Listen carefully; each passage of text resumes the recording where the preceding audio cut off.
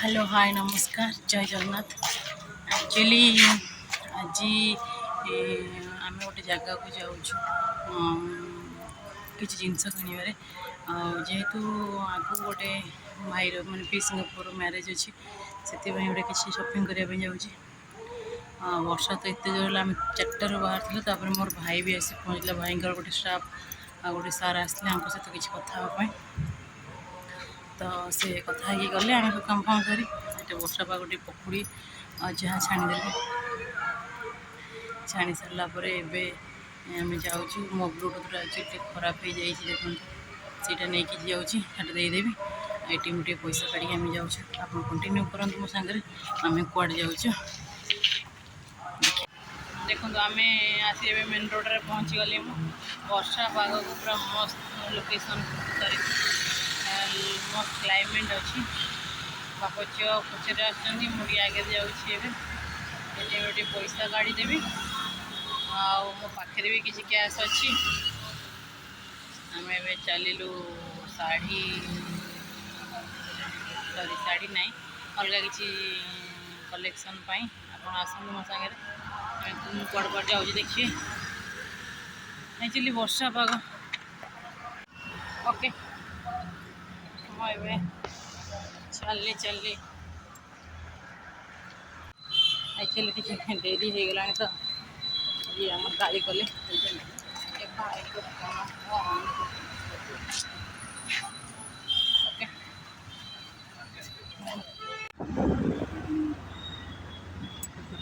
Mobile पोक लगन गुगु को कौन आगे खुआईदेव पाव भाजी से 3 थर मत कहला पाव भाजी मम्मी खाइबी बोली मुझे पाव भाजी तक दे दियो बोली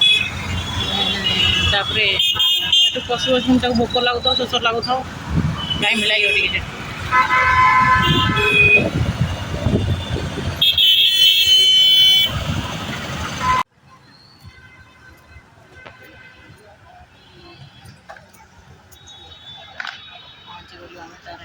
चलते देखिए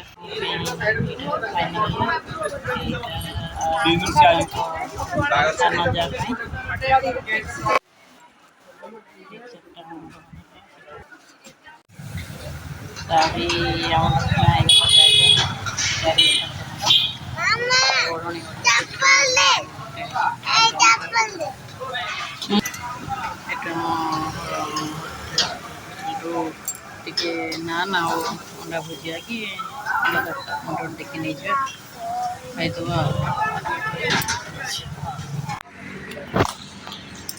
हाय गुड मॉर्निंग।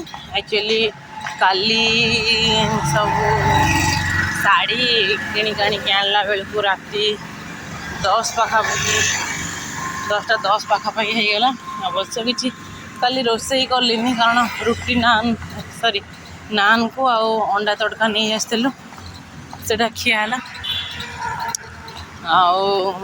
दिन भी पोटल तरकारी थिला मिसीमासी खाईदेलु मत एक्चुअली नान जमा भल लगे प्लेन रुटी ठीक अच्छे नान गुरा एत मोटा मोटा जो थाए तापर प्रॉपर्ली को जगह जोटा बना होता से ठीक अच्छे जोटा बना न होता भल लगे कचा कचा थाए तो मुझे झील को सॉरी काली आसी पहुँची खाई पीकिना बेला बेल शोई पड़े कारण 10:30 पाखापाखि हो गला सौ कारण सकाल एत बेला बेली न शोले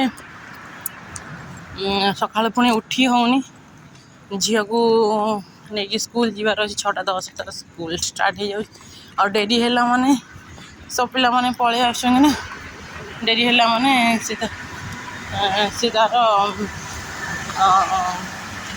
पछे जाकि बसुची भी पछे बस भल लगुनि ब्लैकबोर्ड देखा बोली गुरुजी मान कहीकि आसली कि सर आमती कथा तापर तार सेक्शन भी चेंज हो जाए से बहुत टेंशन थी तार सब पुराना सांग जो मैंने थे से नहांती सब नुआ सांग तार ए नुआ सांग हो जाए मो टेंशन 2 दिन बहुत टेंशन थी तो आज जाए हेड सर कहली से कहले ना मैडम से युवा कौन सब कम्प्लेन कथा कि आप कम्प्लेन कर छोट छुआ तुम ଗୋଟେ ଏମିତି ଟିକେ କହିଲେ ମୁଁ କହିଲି ଅବଶ୍ୟ ଠିକ୍ କଥା ନା, ତା ସାଙ୍ଗ ନା ଠିକ୍ ହେଉଛି, ସିଏ ଗୋଟେ ୱିକ୍ ସେକେଣ୍ଡ ୱିକ୍ ବସିଗଲେ ସିଏ ହେଇଯିବ ତାର, ଟେନସନ୍ ନିଅନ୍ତୁନି। ତାପରେ ଆଉ 2 ଜଣ ଗୁରୁଜୀଙ୍କୁ କହିଛି କିନ୍ତୁ ସେମାନେ ବି ସେୟା କହିଲେ, କାରଣ ଆଟେଣ୍ଡାନ୍ସ ଥରେ ନାଁ ଚଢ଼ିଗଲା ପରେ ଆଉ ସେଇଟା କାଟିକି ପୁଣି ଆଉ ଜଣେ ନାଁଟା ଭଲ ଲାଗିବନି, ସେଥିପାଇଁ ମନା କଲେ। ଆଉ ମୁଁ ତାପରେ ଆଉ ଯେଉଁ ସେକ୍ସନ୍ ନୂଆ ସେକ୍ସନ୍ ସିଏ ଏବେ ଅଛି, ତାର ଗୋଟେ ବେଷ୍ଟ ଫ୍ରେଣ୍ଡ ନାହିଁ, ତାର ସେଇଭଳିଆ ଟିକେ ଭଲ ସାଙ୍ଗ, ସିଏ ଆମ ମ୍ୟାଥ୍ ଟିଚରଙ୍କ ଝିଅ, ଯାହା ମୋତେ ଖୁସି ଲାଗିଲା। ଗୋଟେ ଟିଚର ଝିଅ ତ ଅଛନ୍ତି, ଆଉ ସେସବୁ ଯିଏ ଅଛନ୍ତି, ଯିଏ ନାହାନ୍ତି ଯାଆନ୍ତୁ, କିଛି ଟେନସନ୍ ନିଅନ୍ତୁନି। ଏହା କହିକି ମୋ ମନଟା ଟିକେ ଖୁସି ଲାଗିଲା। କିନ୍ତୁ ଦେଖାଯାଉ, ଜଣେ ଗୁରୁଜୀ କହିଛନ୍ତି ହଁ ହେଇଯିବ ବୋଲି, ହେଇଗଲେ ଭଲ କଥା। ମୁଁ ଏବେ ଆସିକି ଗାଡ଼ି ଥୋଇକି ଘରେ ଆସି ଟିକେ କ୍ଷୀର ନେବା, ଆଉ କ୍ଷୀର ଭାଇ ଗୋଟେ କ୍ଷୀର ଦିଅନ୍ତୁ।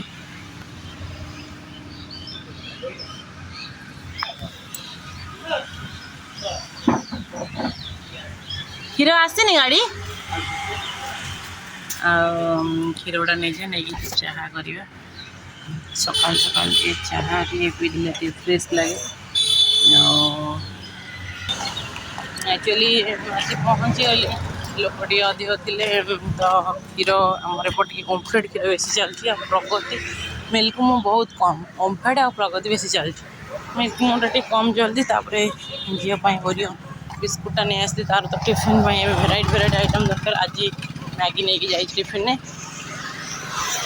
ଆଉ ଯିବା ଏବେ ସବୁ ଚାହା ଟିକେ ଆଗେ ପିଇଦେ, କାମ ଟିକେ ଘରର କାମ ଟିକେ ସବୁ ସାରିବା, ପୁଣି 11ଟା ବେଳକୁ 10ଟା ବେଳକୁ ଯାଇ ତାକୁ ନେଇକି ଆସିବାର ଅଛି।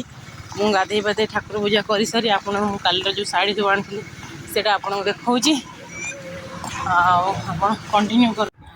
ଶାଢ଼ୀ ସବୁ ଦେଖେଇଦେଲି, ଆଉ ଶାଢ଼ୀ କେମିତି କ'ଣ ଲାଗିଲା ସେଇଟା ଟିକେ ଆପଣ ନିଶ୍ଚୟ କମେଣ୍ଟରେ ଜଣାଇବେ। ଆଉ ଆହୁରି ବହୁତ ସାରା ଶାଢ଼ୀ ଆସିବାର ସେଇଟା ଆପଣମାନଙ୍କୁ ନିଶ୍ଚୟ ଦେଖେଇବି। ଦେଖନ୍ତୁ ଶାଢ଼ୀ, ପାଟ ଶାଢ଼ୀ କଲେକ୍ସନ୍। ମୁଁ କାଲି ଗୋଟେ କଲର୍ ଗୋଟେ ଶାଢ଼ୀ ଆଣିଛି, ତାପରେ ଇଏ ଗୋଟେ ପାଟ ଶାଢ଼ୀ, ସବୁ କମ୍ବିନେସନ୍ ଅଲଗା। ଆଉ ଗୋଟେ ଘଣ୍ଟା ଦେଖନ୍ତୁ ଭଲ କାମ ହେଇଛି।